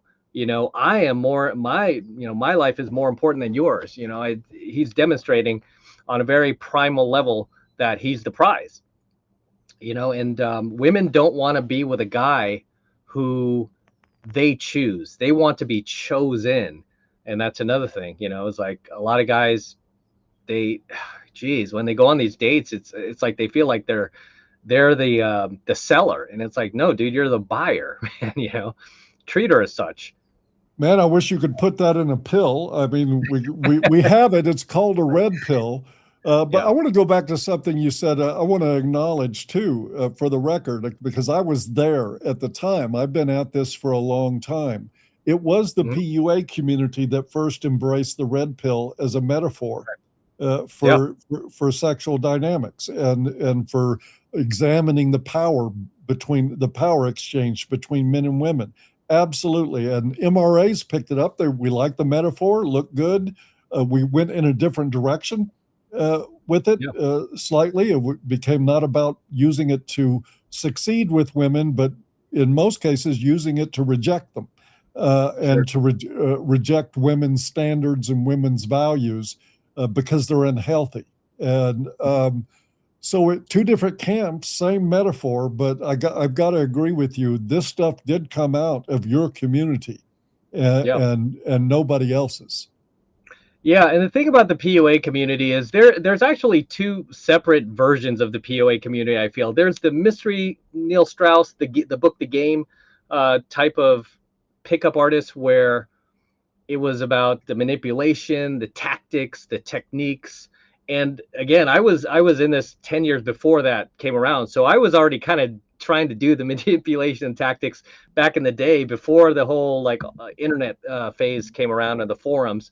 So by the time that did come around, I had already shifted. So when I started teaching, I never taught that way. And again, guys are free to look at my channel and just look at my earliest videos, and they are super red pill. They are already red pill because I had already identified patterns in women and female behavior that were just, you could not ignore them, you know, and it would lead you to more success. So there's that version of mystery method where that version of pickup is what I call spinning attraction. Spinning attraction. That's where you walk up to the girl and you're like, hey, party guy. And you do a little pickup artist spin. You might dip her a little bit. And, you know, you're just having fun with a girl and you're pumping up her buying temperature. It does work, right? I mean, even today, it does work. You pump up the girl's buying temperature. It doesn't work as well as it used to, but you pump up the girl's buying temperature and you kind of put her in almost in this state of euphoria where she doesn't even know what's happening. Next thing you know, her pants are off and you're having sex with her. And, you know, so that's that sort of type of game that I don't teach, right? That's called spinning attraction. Whereas what I teach is more polarity based. It's more about frame. It's more about doing less. It's less about the, you know, oh, go say this to a girl. Because when I've taken students out, that's the biggest thing is they're like, what do I say? I'm like, say hi, right? It doesn't matter it doesn't matter what you say. I mean, I've said that to demonstrate to students, I've said the most absurd things to the woman, like the clouds are red today, isn't it? And then the woman's like, huh? What's your name? You know, and I go into it. However, yeah, I teach more of a polarity-based game where it's more about your frame, being centered in your own body, right? Just being centered and feeling good in your own body, because it's that type of frame. It's like that dominant frame that causes the girl to just adhere to her feminine frame, right? Like the most masculine type women, it's so crazy. I've done this to feminists who like, oh my God, Hillary Clinton, you know, and Trump sucks and blah, blah, blah, he's Hitler. And then all of us, you know, and like men and women are equal. And then suddenly they're like, you know, the more dominant you are, they just sink into their evolutionary, biologically hardwired frame to, how do I serve you, master? It's so crazy to see, you know, and I wish I could like get this on tape for guys, but it's so crazy to see this, like the most hardcore liberal type chick just suddenly become this like totally traditional June Cleaver type housewife right in front of your eyes, you know, and that's done. That can't really be done with spinning attraction, that sort of pickup artist game. It can only be done with polarity game, which is polarity based game, which is what I teach. It's just basically for guys to have self-respect. Don't sit there and let the woman troll you. Don't let her get away with, you know, bad behavior. Maintain eye contact. And I mean, those are some of the really, really positive traits about learning social dynamics in pickup artistry is we teach a lot of voice tonality, not to have this like, oh, hi, this approval seeking voice tonality with a girl, just always kind of like a monotone, just dominant, keeping eye contact, so just, body language cues, just, just a frame based game. So. And that's a big reason why I I wanted to talk to you. Let me say one more thing, Okay, not to cut yeah. you off. I will Sure. say one more thing, because I was touching on this earlier, that RSD, I noticed around the same time, tapped into what I had recognized in female nature, and they really took advantage of it because, and I've always told guys on my channel in many videos, I said this stuff is dangerously powerful.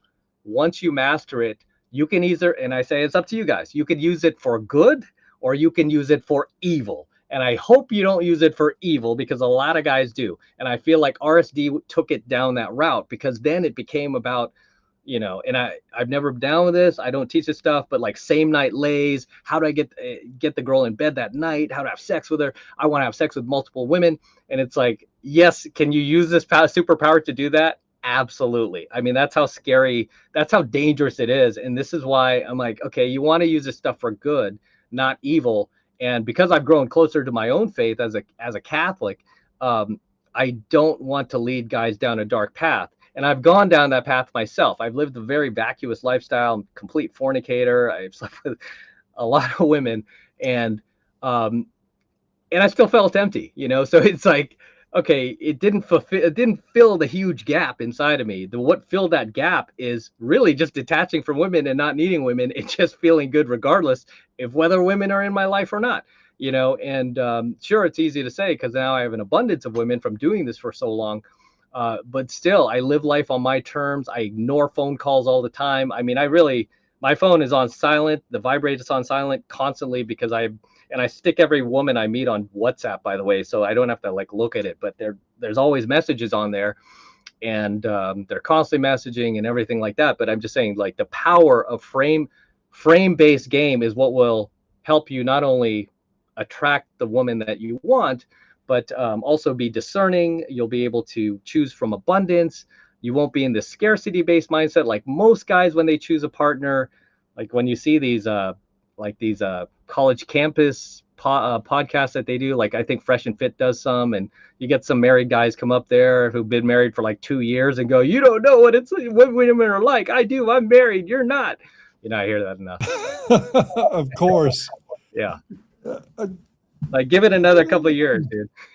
Exactly. Part of what I wanted to say was that this is the issue that I've had with those elements of the PUA community. What you just described is that I have too. And there's a reason I wanted to talk to you and not any of those other guys, is because there is an element to what they do that is totally and completely amoral. And men who don't have any kind of a moral code are either sociopaths or they end up miserable because of the way they're living. One of the two. I can't see living a life without my values. None of that makes sense to me. And so much of what I've seen in the other corners of the PUA community is win at all cost. There's no morality to this. Rollo likes to say it's just a praxeology. Basically what he is saying, it's amoral. There's no moral attachment to your own behavior. There's no self-evaluation about whether or not you're living by good values. And it becomes a game that is literally sociopathic in nature.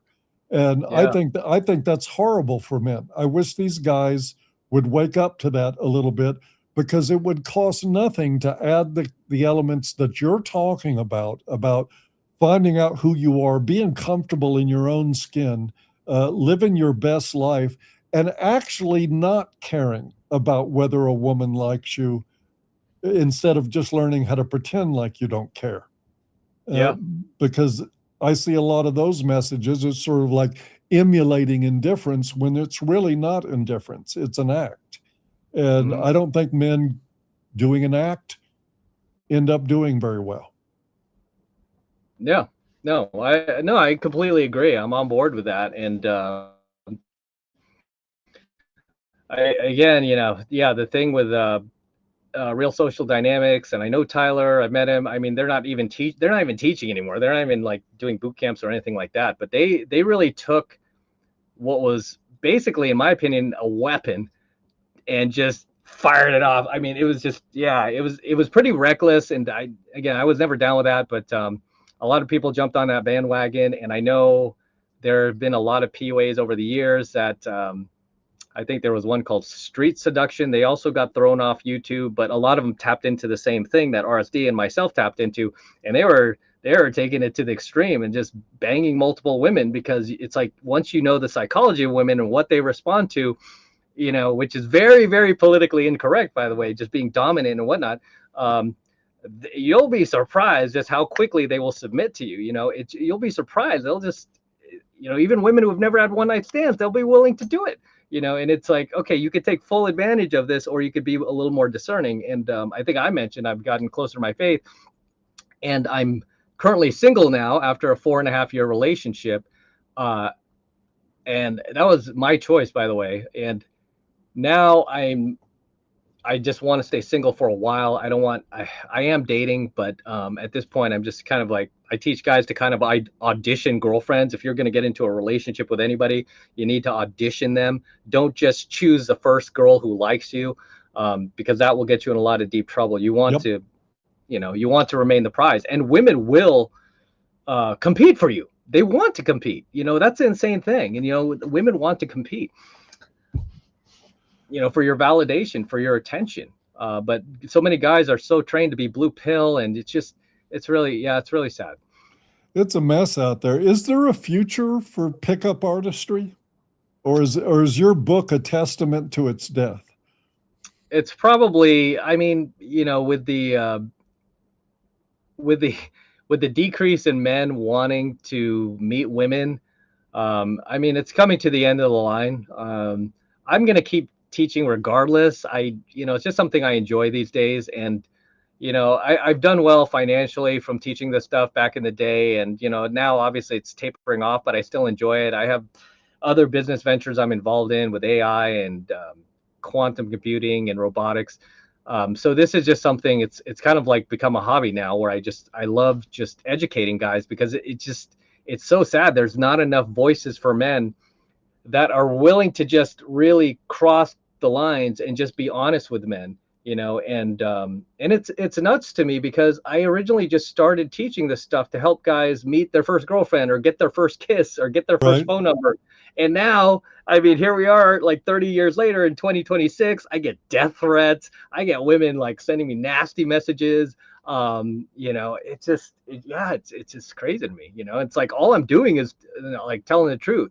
But it's like, they want you to ignore objective reality. And it's like, you're not going to make me ignore what I've seen with my own eyeballs, play out over and over and over, like as a pattern. I mean, all I'm doing is exposing the pattern. I'm not trying to bash anyone in particular. Well, unfortunately, if we take just an honest, cursory even look at history, we see what happens to people that tell the truth too much. Yeah. Talk about Charlie Kirk.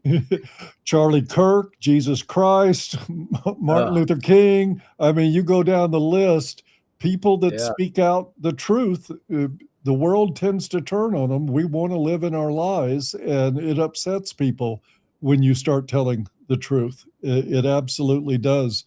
What we're going to do about that, I don't know. I'm not going to shut up. I don't get the feel from you that you're going to shut up anytime soon. There are people that are going to continue to do it, and I think that information is spreading. Let me ask you at this point, we got to wind down fairly quick. Brian, do we have any comments we want to throw in? I am so glad you asked. We have lots of comments. So first of all, you guys can hear me, right? Yes. All right, I'm just making sure.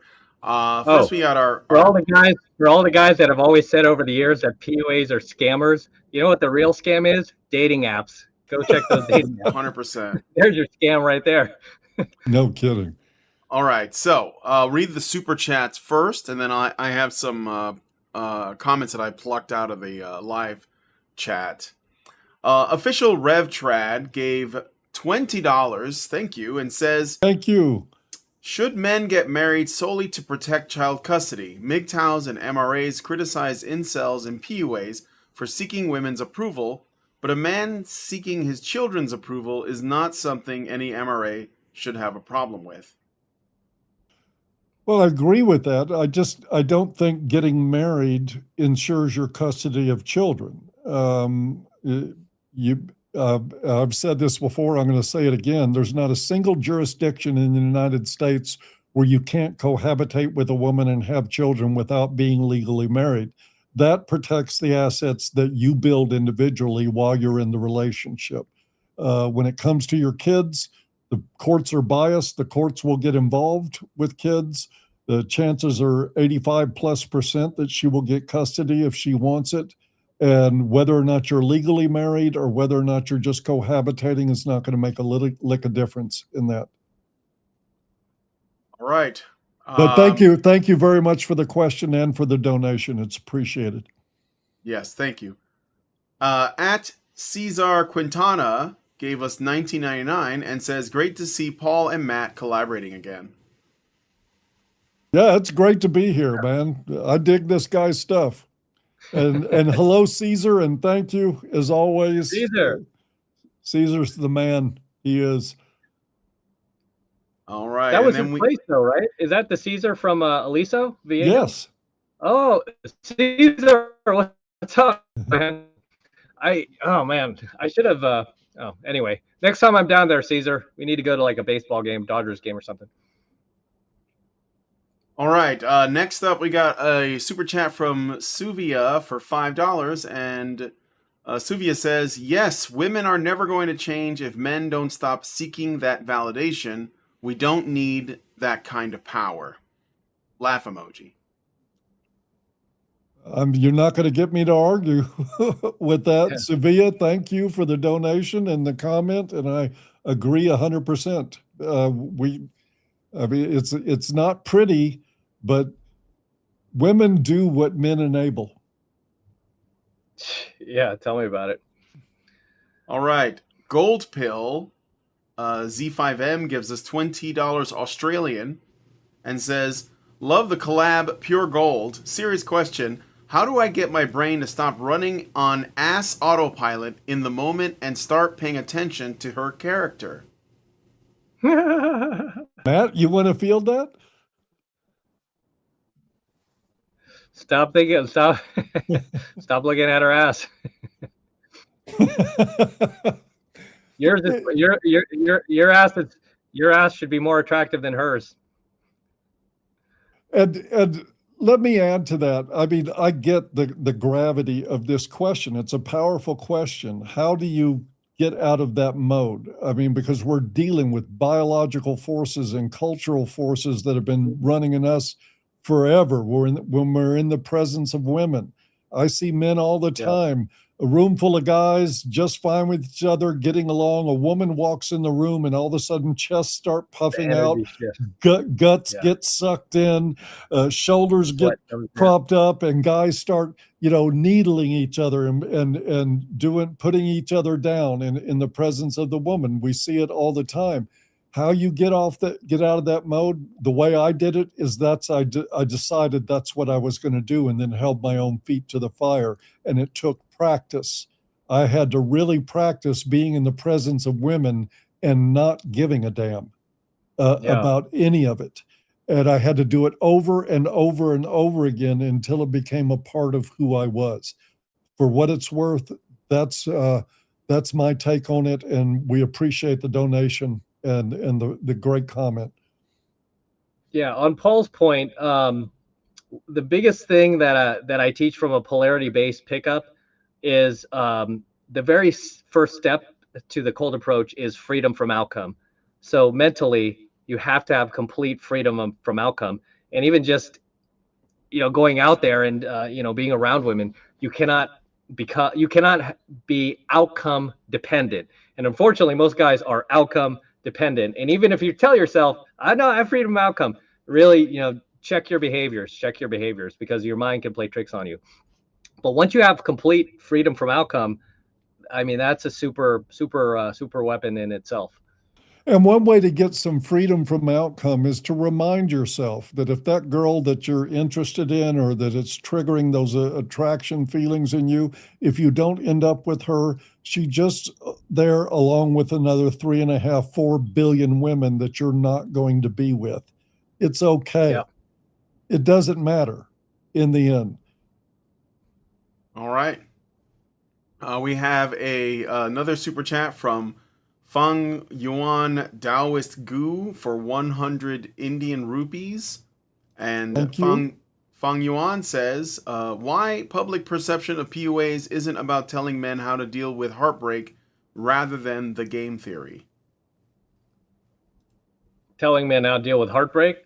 I mean, why is personally, the public perception, I'm sorry, just to make sure we understand the question, why is the public perception of PUAs not about telling men how to deal with heartbreak rather than game theory?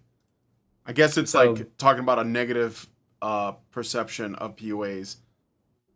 That it's just mostly about cold approach? Yeah, I think so, yeah. Yeah, I mean, essentially that's, yeah, and that's what cold approach is. I mean, it's about meeting the girl and, you know, and I've talked about this on my channel that I spent over a good decade of getting really like mastering the cold approach. But then once I would get the girl, I would get into a relationship, they would always fizzle. I mean, no matter how much the girl liked me, it used to drive me nuts. And I was like, okay, what am I doing wrong here? What am I doing wrong? And it wasn't until around 2006 that was I talk about this chick so much on my channel. Guys are sick of it, but that was my last relationship where I actually got dumped, and I was completely torn up and heartbroken and just a complete wreck. But that basically just took my game to the next level, and that's a thing that a lot of guys are really doing themselves a disservice by not dating, because I feel like as much as we kind of criticize women, one of the good aspects of dating women is it really just turns you from cookie dough into, you know, a strong man. I mean, you will never grow more and learn more and become better than when you come off of a really harsh breakup. I mean, I've seen so many guys just, you know, when you're just down in the dumps and then you recover from that, you become stronger. You know, so there are some lessons to dating. I mean, even when it doesn't work out and the girl destroys you, you become a stronger man. I don't know any man that got wrecked by a relationship that didn't become stronger. You know? Guaranteed. And I want to add to that too. I think one of the most fundamental mistakes that men make, and they're set up for this. I mean, they're raised into it. They're acculturated into it. It's not like they asked for this, but men invest way too much emotionally in women. It is, they put all their eggs in one basket with a woman. The fact of the matter is, what saved my life was recognizing, you know what, if I got a problem in life, do you think I talked to my wife about it before it's solved? No way. She is never going to hear a word about it until I've taken care of it. Then I can explain it to her.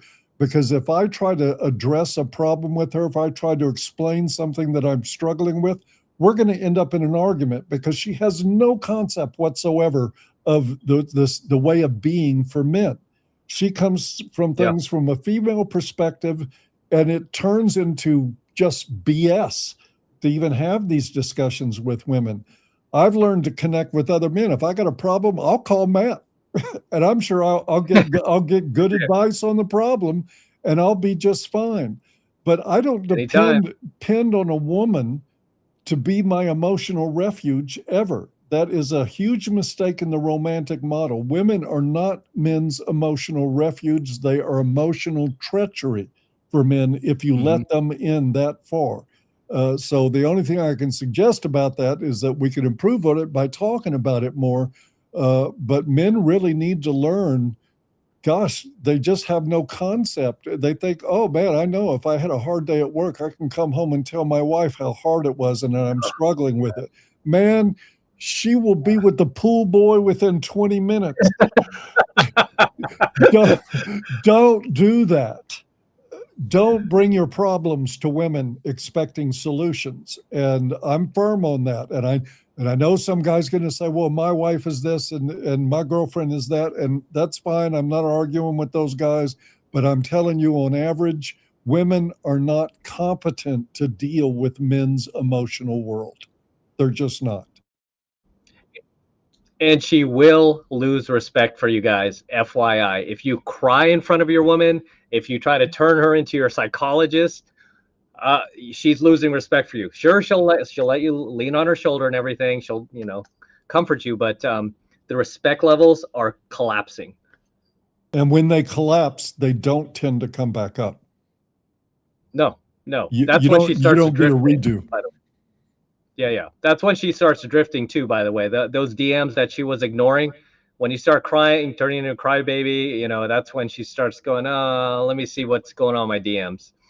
I tell guys all the time, if you want to test my theory, take your date to a movie and start crying during one of the sad scenes and see if you get any action that night. Yeah. Women are just hypergamous by nature, and they're always going to look for the strongest, most dominant man. And I think what we're talking about here in part, men are hypergamous by nature too, but through our ethics with women in modern times, we've suppressed male hypergamy. It's there waiting to be tapped. And I think almost everything I've heard Matt talk about tonight is about self-interest, self-satisfaction, being okay with yourself, better dealing yourself, which is what hypergamy is.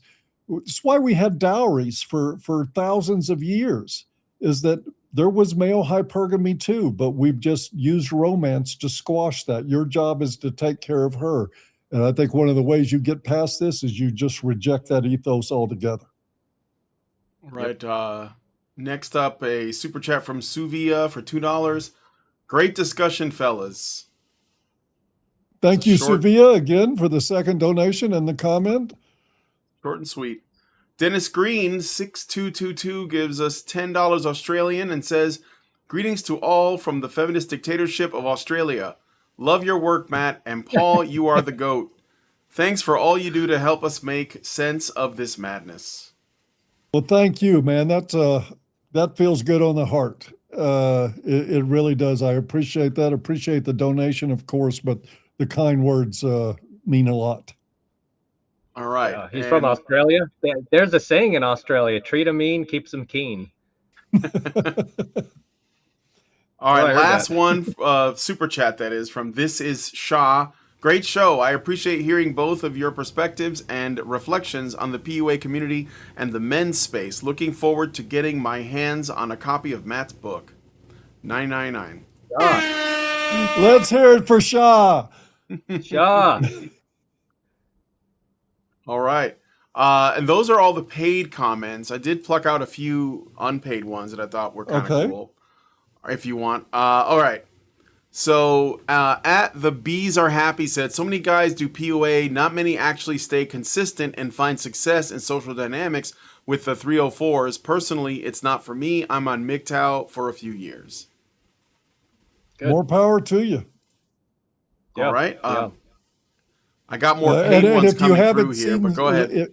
If I was going to say, if he hasn't seen last week's episode with Terrence Popp, it was on MGTOW. He might enjoy that. But I'll take that as a functional choice in any man's life anytime. Yeah. All right. Peter Wright gives us $30 Australian and says, amazing discussion, a lot of synergy between Paul and Matt. RE men having values. Thank you. Thank you, Peter. You talk about the GOAT, man. This guy's been connected with him for longer than I want to admit. We go way back. He's been a huge influence on my work. It's why his axioms appear in every episode of this and will continue to. He's one of the real brains behind this whole area. Doesn't get quite enough recognition in my book. Thank you, Peter. Caesar Quintana sends another super chat for $9.99 and says, what's up, Matt? Pull up next time you're in town. You got it. You got it, man. Love the Thank you, Caesar. You're way too generous. All right. Now back to the Unpaid ones. I got another one from the Bees Are Happy. Times have drastically changed. Back all I needed was my shitty 95 Hyundai accent. Now I need to be God. Still not enough. Yeah, fuck that. I'm walking away. You know, I dated women in the 80s for a while when I didn't even have a car. You're not doing that now. All right. Well, then again, I mean, why is all this happening? Is because Eve in the Garden of Eden didn't feel like God's grace was enough. She had the perfect life, everything was perfect, and she was like, I think I need a little bit more. And Yeah, Adam said, okay, honey. Oh, yeah, exactly. But what does the serpent do? He goes in Eve's ear and whispers to her, you deserve more. You can get more. You can be like God. And I almost feel like women today, especially just these, oh my, it's insane. These women leave like such great guys, high value guys who provide and protect for them, who will never leave them.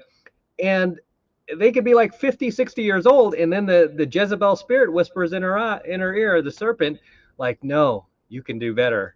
Yes. You can leave him. Just leave him. Just leave. And then it starts talking to her, you know. And then the lawyer says, and you can take half of everything. And you can take half. You could get the house and the kids. You don't need right. him. Yeah. Your half being the house, his half being the debt. Yeah. Oh my God. Yeah. Peter Wright also left a comment before that wasn't a paid one and said, avoidant attachment women still hanker for attachment. They just want a greater distance between themselves and their male partner. They don't want to be alone, just autonomous. Yeah. The thing about, yeah, that's true. That's true. And the thing about avoidant women is you're either going to trigger her avoidant side by being a good guy who loves her, shows up, wants to care and provide and protect for her, or you can trigger her, her anxious side if she's a fearful avoidant, where she will be afraid to be alone, right? He's more or less describing a fearful avoidant where the woman is afraid to be alone, and in order to trigger that, you kind of have to love her from a distance, or just always be willing to walk away. But that's something you should do. You should maintain with any relationship, is just having that ability to walk away, because the person who can walk away is the person who has the leverage in the relationship. Yep. And that should always be the man, guys. 100% always be the man. We are not equal. Men and women are not equal. No, you need leverage in your relationship. You need to have the leverage. She needs to respect you. You need to make sure she's reciprocating in that relationship. And I think me and Paul even talked about on Shaw's podcast, like a little trick that I do with women I date, even women I newly date, is maybe I'll pay for the first date or something. But the second time we go out to dinner, I'll just sit there, or I'll slide the check over to her. Why don't you take care of this? I want reciprocation. And if she balks, if she's like, oh my gosh, well, she's out. That's it. If she demonstrates, if she demonstrates what I call protest behaviors, like, hey, are you serious? She's out, because what she's demonstrating to me is what we call in psychology is a high conflict personality. That's another thing we didn't get to dive into, but a lot of avoidant women have what we call HCP, high conflict personality. It's just, they can't just function in a quiet, peaceful relationship. They need chaos. They need just constant like toxicity happening, but and they're always looking to fight. I mean, it's insane, and gaslight, and they never take responsibility for anything. It's like, that's why I call them high conflict personalities, which many of these women are. But yeah, guys, that was something should have touched upon. It was the reciprocation. Your woman has to reciprocate, even if it's something like you're on the couch and you can easily get your drink. Just have her go get it. Just say, hun, can you get it? Can you get me that soda over there? Hey, why don't you get it? I want you to. Can you please go get it? And then she'll go get it, right? You're training her like, okay, she's investing. She needs to invest in the relationship, even in these minor ways as well. Two things in that, and I just got to shout amen. Make her invest in the relationship. Yeah. If she doesn't have to invest in the relationship, she's not investing in you. She's not investing in anything. It's a losing proposition. And never forget, guys, anybody that you can't live without will destroy you. Oh yeah. Yeah. All right. Another comment from Doodlebob 2023. Porn did crazy damage. That's Yep. yeah. Well, I agree. I mean, it's pretty clear from plenty of evidence that porn is not good for men. It can do terrible damage to them. But to rescue men, if I can play white knight for the guys a little bit, when I look at what is available in women out there and their interest in men, porn makes more sense. Uh, and I know look, I'm a Christian. I know, and I'll catch a little bit of hell for that from my Christian brothers. And I'm not endorsing porn at all. But, we are wired for sexual activity in a very big way. And right now, the prospects are, odd, to say the least. It's a problem that has emerged out of the breakdown of society. I don't think it caused it. I think it's a symptom of what's happening. Yeah, and it's dangerous times we're living in too. I mean, knock on wood, I don't have any STDs, knock on wood. And one thing I always teach students is before you meet up with these women on dating apps and before you spend any effort, money, time, or energy on them, please, guys, ask them this question immediately. The sooner it's going to be awkward, but the sooner you ask her this, the better off you'll be. Ask her if she's ever had any STDs. Surprisingly, most women will be honest, and they'll tell you. But if they do and you don't have an STD, obviously, don't waste any more time on her, right? If she says, "Yeah, I have herpes" or something, out. But protect yourselves. Protect yourself, your health, and your empires. Doodlebob just commented a follow-up and said, "My point was more porn did more damage to women." I mean, I guess you mean like OnlyFans, like women going to OnlyFans and stuff. I don't think porn has done near as much damage as narcissism has. Yeah, I mean, I think it's damaging to everybody. But let us not forget, women profit from porn, not the other way around. This is very much self-selected. So, yeah, it's damaged them. But I mean, right now we have a society of women that are incredibly impaired to begin with. You take porn out of the equation, and I think women are just as, again, I'm in Matt's tone. I'm not saying every last woman on the planet, but on average, enough women are DG, and it is what it is. I don't think porn caused that. It's certainly not helping. OnlyFans isn't helping. I think we have now more OnlyFans models than we do school teachers in America. It's pretty amazing. Well, I would say beyond porn, I think what damaged women the most was social media and dating apps, because you have women that are just absurdly entitled these days. Like you could have a woman who's a 4 who thinks she deserves the model looking guy, because that guy will, and a lot of women don't understand, like on these dating apps, a lot of guys will just do this in general. You'll kind of like drop your standards a little bit to sleep with the girl, but that's not a girl you would ever date. That's not a girl you would ever want a relationship. That's probably a girl you'd be embarrassed to be seen with, but you'll drop it down to access sex, but you won't date her. But then it tricks these women into believing that, oh, this is my level because I could get the guy to come over and sleep with me. I deserve the 8-9 guy, even though I'm only a 5. So it's really screwed women up as far as their entitlement goes.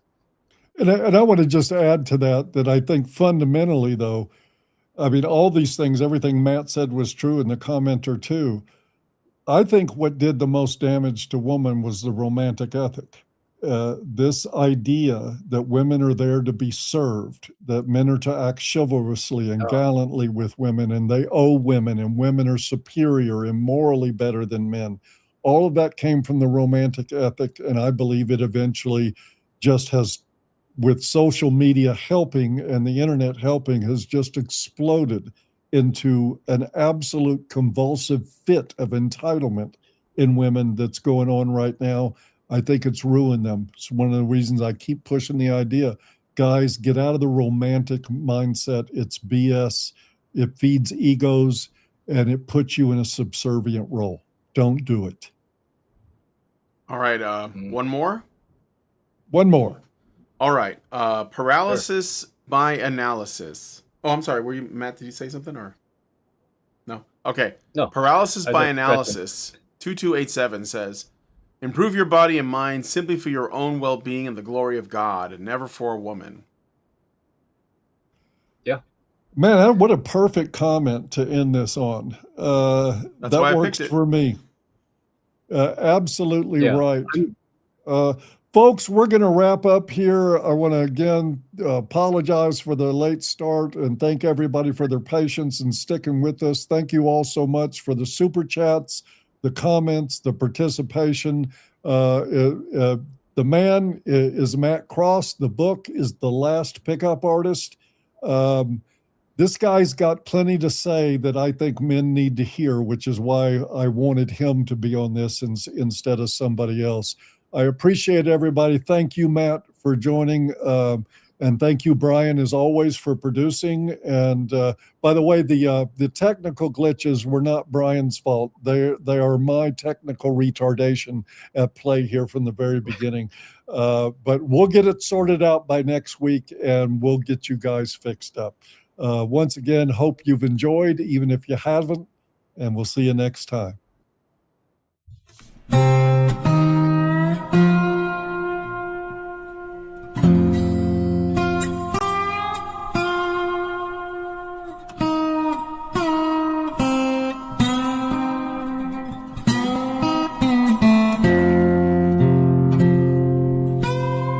Like, subscribe, and ring the bell. Support the channel. Stay strong.